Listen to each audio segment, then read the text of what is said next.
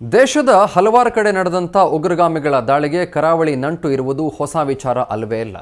Indian Mujahideen ಎಂಬ ಪಾಪದ ಕೂಸು ಸೃಷ್ಟಿವೆತ್ತಿದ್ದೆ ಸಮುದ್ರದ ತಡಿಯಲ್ಲಿ. ಇದೀಗ ಯಾಸಿನ್ ಭಟ್ಕಳ್ ದೇಶದ ಏರ್ಪೋರ್ಟ್ಗಳ ಮೇಲೆ ಕೆಂಗಣ್ಣನ್ನು ಬೀರಿದ್ದಾನೆ. ಸಹಜವಾಗಿಯೇ ಮಂಗಳೂರು ಏರ್ಪೋರ್ಟ್ನಲ್ಲಿ ವಿಶೇಷ ಭದ್ರತೆಯನ್ನು ಕೂಡ ಮಾಡಿಕೊಳ್ಳಲಾಗಿದೆ. ಅಂತಾರಾಷ್ಟ್ರೀಯ ಸ್ಥಾನಮಾನ ಪಡ್ಕೊಂಡಂಥ ಏರ್ಪೋರ್ಟ್ಗೆ CISF ಭದ್ರತೆಯ ಜೊತೆಗೆ ಗ್ವಾಲಿಯರ್ನಲ್ಲಿ ವಿಶ್ವಮಟ್ಟದ ತರಬೇತಿ ಪಡೆದಂಥ ಲ್ಯಾಬ್ರಡಾರ್ ಶ್ವಾನಗಳ ಕಣ್ಗಾವಲನ್ನು ಕೂಡ ಕೊಡಲಾಗಿದೆ. ಈ ಶ್ವಾನಗಳ ಮಾಸಿನ ನಿರ್ವಹಣಾ ವೆಚ್ಚ 5 ಲಕ್ಷ ರೂಪಾಯಿ.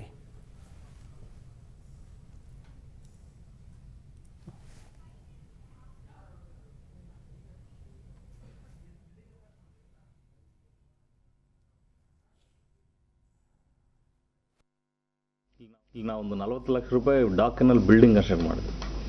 ಡಾಕ್ಸ್ ಹೌಸಿಂಗ್ಗೆ ಬಟ್ ಡೈಲಿ ರೆಗ್ಯುಲರ್ ಇಡಬೇಕಲ್ಲ, ಕ್ಲೀನಾಗಿ ಇಲ್ಲ.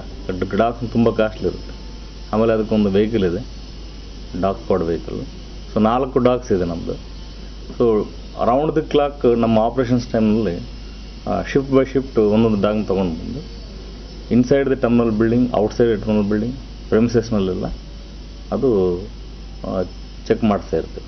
ಏನಂದರೆ ಏನಾದರೂ ಎಕ್ಸ್ಪ್ಲೋಸಿವ್ಸ್ ಇದ್ದರೆ ಆ ಎಕ್ಸ್ಪ್ಲೋಸಿವ್ನ ಐಡೆಂಟಿಫೈ ಮಾಡುತ್ತೆ. So dogs mainly meant for detecting the explosives.